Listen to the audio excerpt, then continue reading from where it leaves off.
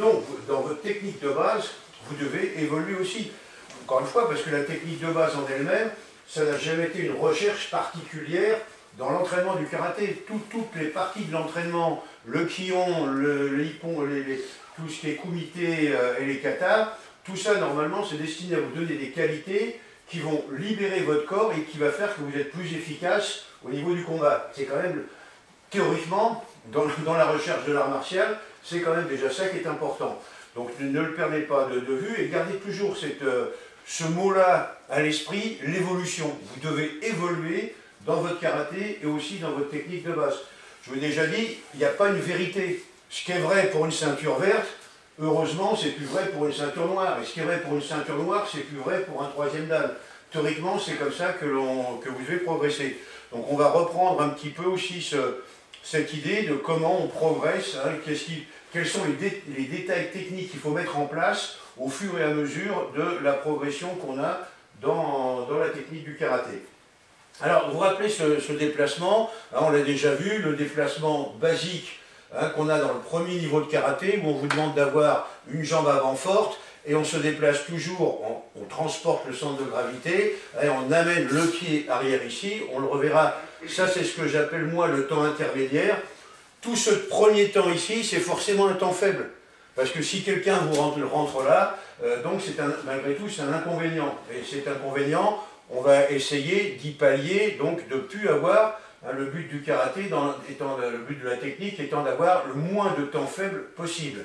Bon, donc ici, quand j'amène là, maintenant je suis sur ce temps intermédiaire, déjà là je peux être fort, et à partir du moment où j'avance vers l'avant et je peux pousser sur ma jambe arrière, à ce moment-là, je deviens fort. Donc ça, c'est le premier déplacement de karaté, donc je viens de vous l'expliquer. Très bien, mais inconvénient, il y a un temps faible. Donc on se pose la question, ce temps faible, est-ce que je peux arriver à ne plus l'avoir et à l'améliorer? Donc je vous répète, dans un premier temps, on va transporter le centre de gravité non plus en amenant le pied arrière vers l'avant, mais en transportant son centre de gravité ici. Vous voyez, on fléchit sur la jambe avant, ça allège complètement la jambe arrière, et maintenant ici, on peut avancer et maîtriser le déplacement. Ce qu'on exagère ici, hein, là, c'est encore éducatif. Après, quand vous vous déplacez, c'est ça, hein, c'est j'envoie. Dans un premier temps, vous voyez, pour que vous compreniez, là, il tient le bras, voilà. Il vous tient le bras, comme ça, si on fait il résiste un peu, hein, pour l'instant, on ne va pas résister comme des bœufs, mais pour l'instant, tu résistes quand même. Donc, il résiste. Si là, je veux avancer, là, comme ça, je ne peux pas. Vous voyez, je fais ça, je ne peux pas. Donc, la seule solution, c'est de lui faire perdre son équilibre. Donc, ici, pom, là. Et maintenant, ici, je peux avancer. Vous voyez, c'est simplement, c'est ça, c'est là. Et maintenant, j'avance. Vous voyez, là. Là, vous voyez, ça. À partir du moment où il est parti, je peux avancer. Tant que je suis comme ça, c'est impossible. Alors mettez-vous deux par deux face à face, comme ça, essayez déjà ça. Je mets comme ça, mais parce que la liaison, elle est là. La liaison, elle est avec le ventre. C'est votre ventre, c'est là, j'avance. C'est mon ventre, c'est ça qu'ici. Donc ici, j'ai pas à me balader. Encore une fois, par rapport à ce que je vous ai dit au début, on part du principe qu'on travaille avec deux niveaux de karaté. Premier niveau de karaté, c'est un niveau d'apprentissage. On va exagérer toutes les sensations, tous les mouvements. On va faire un mouvement de hanche, on va l'exagérer. On exagère tout. D'accord? Après, c'est juste ça. Là, le mouvement de hanche, il existait. Hein. Il était là, mais on le voit pratiquement plus. Donc, il y a un moment, il faut arrêter, il faut revenir à l'essentiel. Revenez vraiment à votre sensation. Donc là, c'est plus votre ventre. Quand vous faites ça, c'est le ventre ici. C'est là, et là, on avance. Là, on avance. D'accord? Ne bougez pas comme ça, il n'y a pas de nécessité de bouger les hanches. Allez-y encore. Vous n'avez aucune action du bras. Je répète, imaginez un circuit hydraulique. D'accord, hein, j'ai un tuyau qui part de mon ventre, ça part jusqu'ici et ça passe dans mon bras. D'accord? Et tout ça, c'est raide. Et là, ici, c'est... Là, vous voyez, il n'y a pas à avoir de force ici. Parce qu'après, on revient pourquoi, tiens, là, quand vous avez frappé sur une cible, hein, vous savez que nous, ce qu'on recherche en karaté, c'est de concentrer toutes les forces vers l'avant. Quand je frappe, si au moment où je frappe, j'ai un tout petit peu mon épaule qui fait ça et qui revient, j'ai forcément perdu de la force par là. Donc il faut vraiment, là, ça rentre ici. Là, vous voyez, ça rentre. Vous voyez, c'est juste ça, vous voyez. Là, là je rentre. Là, je fais pas, j'ai pas d'action, c'est je comprime ici, et hop, et ça envoie là-bas. D'accord? Donc là ici, rappelez-vous, remettez en place. Là, mettez-moi le pied droit devant, tendez-moi votre bras gauche. Vous vous rappelez, simplement en faisant ça, vous sentez bien qu'il vous faut, là, il faut malgré tout une petite force musculaire pour maintenir le bras vers l'avant. D'accord? Donc rappelez-vous, regardez, rappelez-vous ce qu'on a fait. L'histoire de la locomotive, je monte ici un peu, je vais un peu vers l'arrière, je repousse vers l'avant et je repose. Et là, vous devez avoir l'impression que votre bras, il est posé sur quelque chose. Et là, il n'y a plus besoin de force maintenant pour maintenir le bras. Vous devez avoir l'impression que votre bras, il tient tout seul. Et maintenant, quand vous êtes comme ça, si vous avancez, c'est votre corps qui va faire que il y aura de la force. On revient à ce que je vous ai expliqué. Vous devez arriver à mettre votre corps en pression. Hein, on a déjà parlé de ça. Début du karaté, on va vous faire exagérer les contractions musculaires. Il y a un moment, on vous dit, monsieur, on ne peut pas rester comme ça, s'entraîner en restant complètement crispé. Donc le deuxième niveau, le deuxième détail, élément technique qu'on vous donne, on vous dit, voilà, maintenant vous essayez de travailler décontracté. Le fait de décontracter, ça va vous donner la vitesse. Et on espère, au niveau pédagogique, qu'en vous ayant donné le côté puissance musculaire et le côté décontraction et vitesse, vous allez trouver finalement cette sensation de corps, mais on peut la trouver autrement. Encore une fois, mettez-vous ce truc dans la tête, la pression, vous vous rappelez, on l'a travaillé le long des murs, je mets plus de pression dans une main, je mets de la pression dans l'autre. Donc là maintenant, je suis ici, bam, je mets de la pression dans mon corps, bam, et maintenant je bouge. Il y a toujours, après c'est un jeu de pression, plus ou moins importante, mais il n'y a jamais rien. C'est pour ça que l'histoire de la respiration, on a déjà discuté de tout ça. Hein, c'est là, pression importante, hop, je reviens, mais il n'y a jamais plus rien. D'accord? Toujours en pression. Ça, vous devez le travailler dans vos katas. Hein, là, t'es pas. Là. Hein, j'exagère, mais quand même, on le sent, cette espèce de double temps. Donc c'est.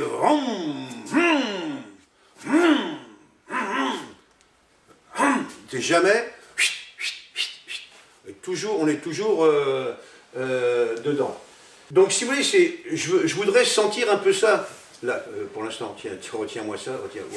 Vous voyez, c'est quand vous allez faire votre mouvement, c'est en un seul temps. Vous voyez, il n'y a pas, encore une fois, un peu ça, et puis, pas trop fort, hein, parce que j'explique. Là, un peu ça, puis un peu ça, vous voyez, c'est des trucs saccadés comme ça.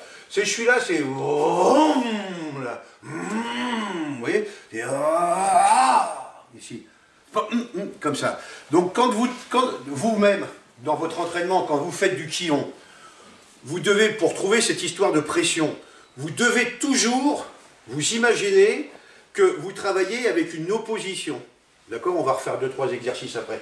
Je reviens là. Vous voyez, quand il est en position de garde comme ça, relâche complètement. Relâche, t'es pas relâché là. Relâche, je te tiens. Non mais si je te lâche les mains, elles doivent tomber. Voilà. Là, si je te lâche, voilà, ça va tomber. Relâche, t'es pas... Je dis, non, relâche complètement. Voilà.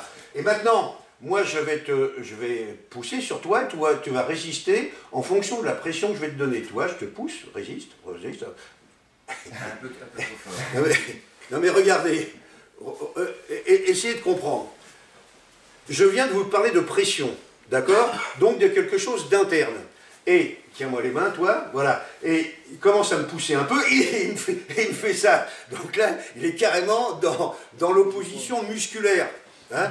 Non, c'est moi, je te mets, voilà, t'es comme ça, décontracte, je te mets de la pression, et toi, je te pousse, et toi, mets de la pression. Mais voilà. Voilà à peu près comment il faut que tu sois. Voilà. Vous voyez, il y a toujours, on n'est pas complètement comme ça, hop, on monte, comme si on gonflait. Oui, si on vous fout un gonfleur dans le nombril, et on vous fout 1 kilo de pression. Voilà. Donc, hop, j'ai 1 kilo. Maintenant, je frappe, hop, j'ai 5 kilos. Puis je reviens, j'ai 2 kilos. Vous voyez, c'est constamment ce truc que vous devez avoir. Ça, il faut y arriver parce que, sincèrement, c'est l'état corporel dans lequel vous devez travailler. Hein, c'est à ça, à cette sensation de corps, hein, que vous devez... tout l'entraînement, normalement, vous amène. Hein, et là, honnêtement, je vous donne des clés, si vous voulez, pour arriver quand même vers ce qu'on fait vers la fin. Hein, si on reprend au niveau pédagogique l'évolution d'un mouvement, on va prendre Gedanbaraj. On apprend Gedanbaraj à un débutant. Il est debout, d'accord? Vous allez lui apprendre d'abord à monter la main à l'oreille, et puis après à faire le blocage. Dans un deuxième temps, vous allez lui apprendre à monter la main à l'oreille et de tendre le bras, et de faire le blocage avec l'ubiquité. Mais tout ça, normalement, vous faites debout. Hein, vous n'avez pas commencé, quelqu'un qui a zéro cours, il arrive dans un cours de karaté, la première fois que vous allez lui apprendre à faire Gedanbaraj, vous n'allez pas lui faire Gedanbaraj en Zenkutsu et en avançant. Votre pauvre élève, il est perdu. Donc théoriquement, il prend cette habitude, ici, en étant debout, d'être armé. Hein, et on revient pareil, dans la deuxième partie du déplacement, donc d'avancer et de frapper. Quand vous allez faire le déplacement de base et Gedanbaraj en avançant, vous devez, enfin Gedanbaraj ou n'importe quelle technique, hein, de blocage, etc., vous devez ici être armé là. D'accord, hein, vous êtes passé, cette habitude vous l'avez eue. Donc vous devez être armé sur le temps intermédiaire. Et c'est seulement sur le deuxième temps, et c'est pour ça que dans la plupart du temps, pour une ceinture noire, on va vous demander d'avoir le poing et le pied qui arrivent en même temps. D'accord? Donc ça, c'est la base. On reviendra, rappelez-vous ça, on reviendra tout à l'heure comment on peut évoluer par rapport à ça. Après, il y a l'histoire, encore une fois, de devenir libre avec son corps. Donc on l'a déjà fait, mais on va le refaire un peu. Être capable de faire des techniques de blocage sans faire systématiquement le ikité à la hanche. D'accord? Donc on va repartir un peu là-dessus. Hein? Encore une fois, vous ne rentrez pas vos pointes de pied volontairement. Elles rentrent toutes seules. Vous pensez qu'il y a une seule chose, c'est le bord extérieur du pied droit. Voilà. Parce qu'on vous dit rentrez la pointe de pied. Non. Ne vous occupez pas de votre pointe de pied, occupez-vous du bord du pied. Voilà. Et rappelez-vous, pareil hein, maintenant, alors, je ne veux pas vous voir comme ça, hein, là, vous appuyez un peu sur votre dos, hein, on appuie un peu sur le bas du dos, et maintenant ici, vous m'appuyez sur les talons, on appuie sur les talons, le bord extérieur du pied, en dessous le gros orteil. Vous sentez bien que ça a changé la pression, on revient à l'histoire de la pression, vous sentez bien que la pression dans vos jambes, c'est plus la même. Revenez à l'essentiel. Non mais, si vous voulez, on en parlait un peu à table ce matin avec Eric, etc., vous devez vous entraîner avec un état d'esprit correct. Sinon, tout le reste après, c'est de la merde, excusez-moi, c'est de la gymnastique, c'est tout ce qu'on veut, mais c'est pas du karaté. Hein, c'est pas ce qu'on recherche dans le karaté. Alors, qu'est-ce que ça veut dire s'entraîner avec un état d'esprit correct? Vous devez penser au combat. Si quand vous faites un blocage, vous ne pensez pas que vous avez un gros vilain pas beau devant vous et que vous allez bloquer et que vous allez lui casser le bras, quelque part, vous faites plus un sport de combat, une méthode de combat, vous faites de la gymnastique. D'accord? Parce que si vous oubliez ça, là, vous êtes confortable. Alors ça paraît con, c'est un jeu de rôle pour grandes personnes. D'accord? Mais quand on vous dit un kata, c'est un combat contre tant d'adversaires, si vous n'imaginez pas le combat, vous êtes dans la gestuelle, vous n'êtes pas dans le primordial. Donc regardez bien, à partir du moment où vous n'êtes pas en train de faire un mouvement, vous dites voilà, tiens, j'ai un mec qui est là, puis alors je rentre, là vous ne serez pas comme ça. Hein. Quand je dis va vouloir vous manier, c'est votre bras. Hein. C'est là, oui, c'est ici. Hein. C'est pas j'avance comme ça, puis maintenant mon bras il monte. Hein, je suis là, il est là, là, je rentre, là je reviens, et là, ce bras il bouge. Hein. Là, et je suis pas comme ça. Ici, hein. C'est pour ça qu'on revient là. Hein, là, ici, tout de suite là. Après, il y a les deux écoles hein, sur le Gedanbaraj. Hein, moi, j'ai écrit un livre, Guy Sauvin part en guerre contre Gedanbaraj. Bon, ici, non mais, vous avez deux écoles. Enfin, il n'y a pas deux écoles. Il y a deux façons de le faire, mais il faut que vous en soyez conscient.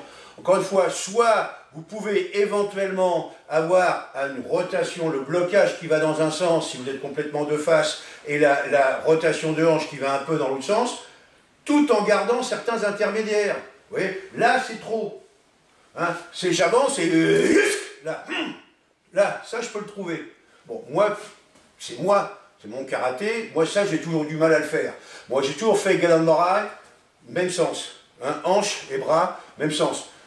Et je vous répète, normalement, dans le premier kata, hein, moi quand je l'ai appris j'étais en slip de bain, d'accord, j'avais 18 ans.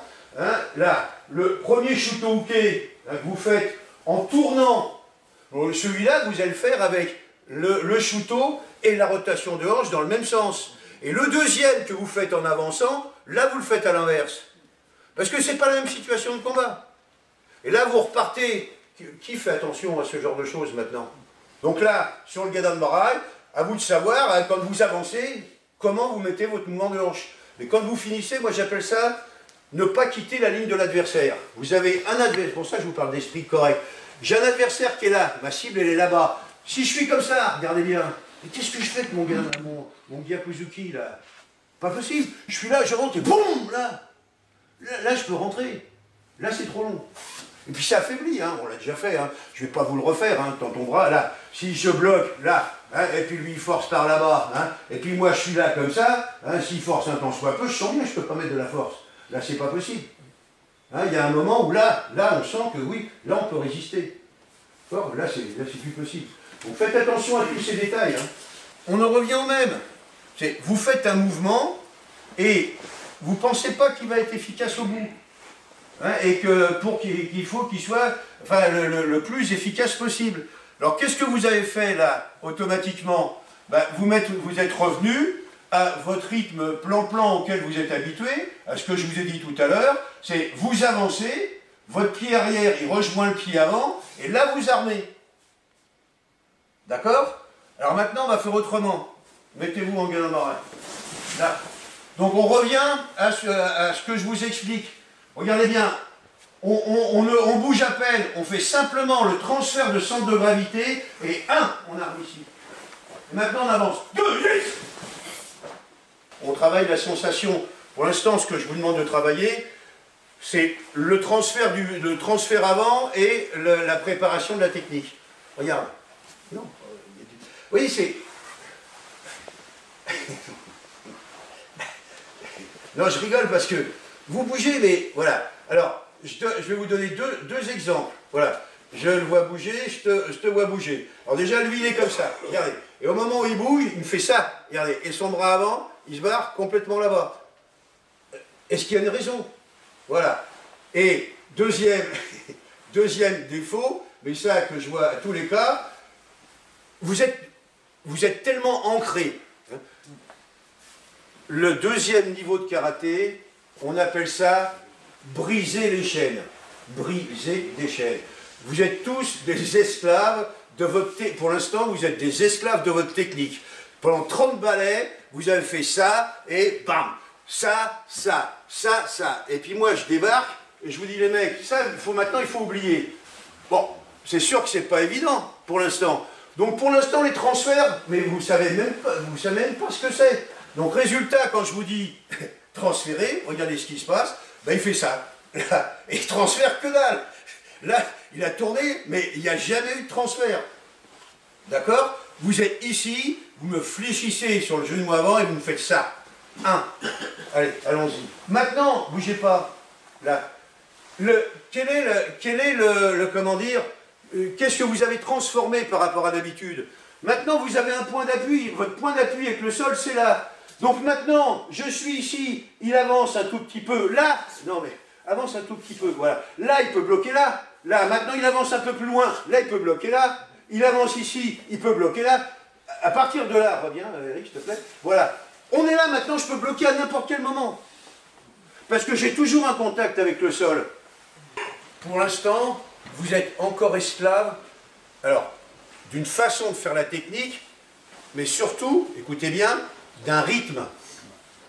Vous êtes esclave d'un rythme. C'est-à-dire que j'ai beau, on va faire des exercices après, j'ai beau vous dire, on est là, regardez, et maintenant c'est boum tout de suite. Et vous, non. Non, vous êtes là, et ça donne toujours le deuxième temps, comme ça. Vous êtes esclave de ce rythme. Vous n'êtes pas capable de faire la technique ici. Pour vous, la technique, c'est là, et pas avant. C'est avant. On est là, c'est boum, là. De toute façon, on va le faire. Là, 1 d'abord, 1, voilà. Vous mettez ici votre bras. Et toi, tout de suite, tu avances, tout de suite, ton bras ici, tu bloques. 2, encore plus vite. Là. On se met assez près, là. Hein. Allez, 2 tout de suite, là, voilà. Oui, Vous voyez, mais alors, regardez comme là, il a perdu de la force. Au moment où il a bloqué, il était un peu comme ça. Tout ça, c'est la technique qui doit vous le donner. Le fait d'arriver bien les épaules placées, le dos placé, ça c'est cette technique-là qui vous l'a donné. Hein, là, tout ça, vous perdez ces 10% de force et de puissance qui partent là, 20% qui partent par là, il n'y a pas de raison. Hein, d'accord? Donc on recommence. Pour l'instant, regardez bien, vous armez. Vous voyez, je suis très près de lui. D'accord? Pour l'obliger tout de suite, pense qu'à ton bras, viens toucher ici. Voilà. Et vous voyez bien que le bras, ça avance, il a touché bien avant que le pied pose au sol. Alors que d'habitude, reviens comme tu étais, là, vous faites ça, vous avancez d'abord, et le bras, il vient. Vous voyez? Ça, c'est ce que vous faites. C'est pas que c'est mauvais, c'est un niveau de pratique. Il faut en sortir. Vous n'allez pas rester toute votre vie sur ce niveau de pratique. Encore une fois, comprenez bien. Hein. Quand je vous dis qu'il n'y a pas comme tout à l'heure, je vous ai dit, il n'y a pas une vérité universelle. Hein, il y a une vérité. Si un ceinture, admettons une ceinture noire, il vous fait ça, bon, il n'y a pas à crier au scandale. Hein? Mais après, si vous voulez troisième ou quatrième dame, vous faites encore un machin comme ça, puis en tapant du pied, puis en devenant tout rouge, bon, après, il faut se poser des questions quand même. Hein? Non, mais encore une fois, après, il faut savoir. Je vous ai déjà posé cette question-là, une des premières fois où on s'est vu. Sachez, posez-vous chacun d'entre vous la question, pourquoi je pratique le karaté? Et voilà, pour moi, c'est l'évasion du foyer conjugal, c'est une gymnastique, non mais c'est une activité de compétition, c'est une activité de loisir parce que ça fait bouger les bras, les jambes, et puis ça me fait du bien au niveau physique. Non mais, parce que l'entraînement que vous allez mettre en place, ça ne sera pas du tout le même. Donc c'est déjà important, c'est moi je veux arriver où? Vous savez, moi, je vais vous donner une anecdote. Je connais un karatéka, le mec c'est un flic et il travaille à la BAC. Bon, la BAC dans les banlieues, c'est quand même des mecs qui doivent être un minimum efficaces quand même. Hein, bon. Et il travaille du wado. Bon, et dans le wado, il y a des coups de poing où ils tournent, ils font des machins comme ça. Mec, je lui dis, mais bon, qu'est-ce que tu es en train de faire? Frappe-moi sur un pao. Il n'y a rien dedans.